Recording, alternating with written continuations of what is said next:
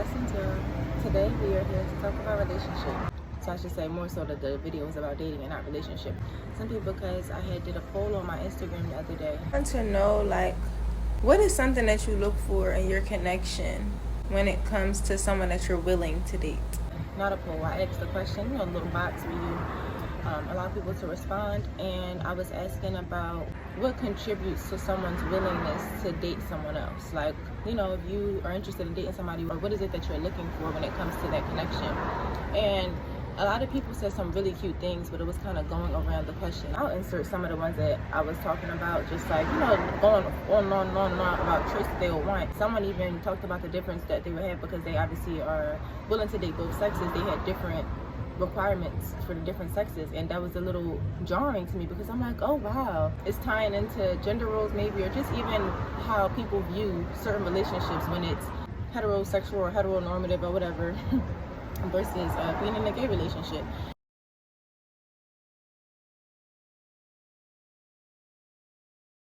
I wasn't asking for the traits that you're looking for in that person, because traits can change, and if you don't know them and it's just your willingness to date them, then you won't even know about these things yet, right? So what are you looking for in someone that you are willing to date? What I really want to get down to is that it's about character. It's about the character of the person. Because you can say that you want somebody that's spontaneous. You won't know that they're spontaneous.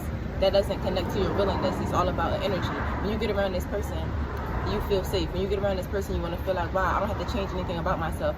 I'm allowed to be me. I'm allowed to be who I am. Because if I walk up to somebody and we start talking, we start chatting, they're funny, and then I feel safe to be myself without trying to hide or feel like I gotta cover or do anything else, I'm going to be more willing to exchange a number with them. I'm going to be more willing to date them. Wait, I went back and I reviewed some of the answers, and one of my favorites also was self-presence. It's an energy.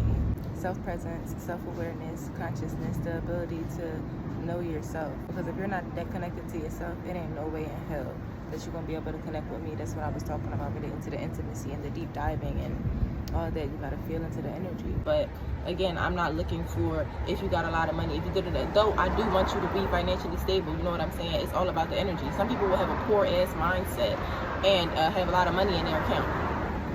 I don't want to be around nobody like that, because the poor mindset is going to eventually drain you out.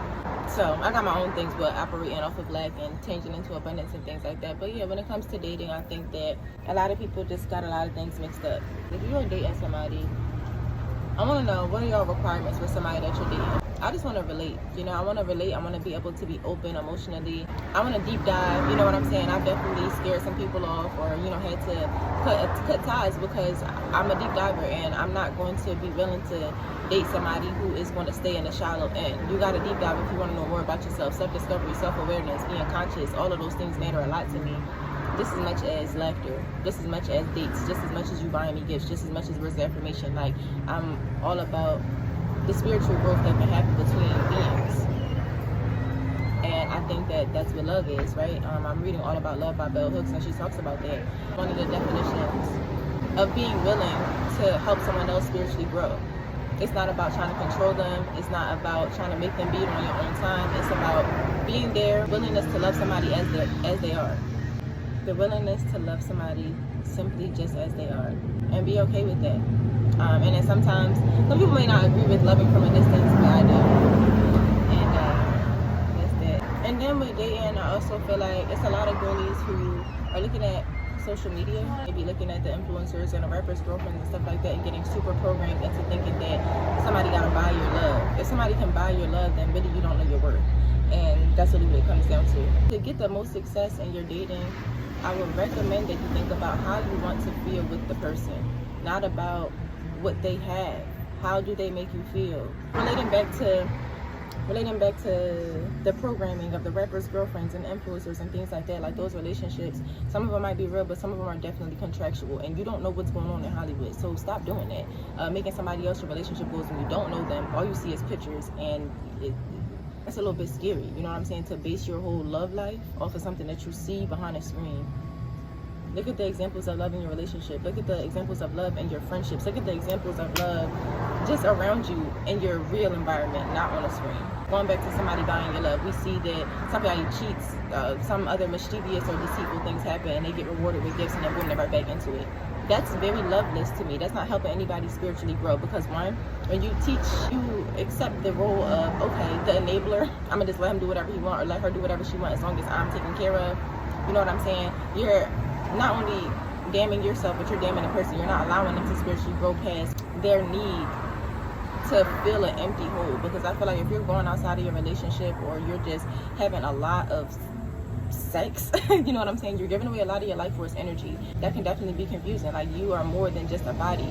As a man, as a woman, whatever, when you have a relationship, it's just, yeah, someone not leaving you is not, that's an enabler. If you want to speak a relationship that is monogamous, or you know, you want to have fidelity within a relationship, then start telling yourself that you are worth someone just being into you. You're worth somebody just being interested in you. Like, you are enough. You are worthy. Anything else other than that stems from, I'm not worthy, I don't deserve this, I don't trust this, da-da-da. You know, it's operating from a bad place. How do you want to feel with the person? You want to feel secure with the person? Okay, cool. How do you feel secure within yourself? What does that look like? What does that feel like?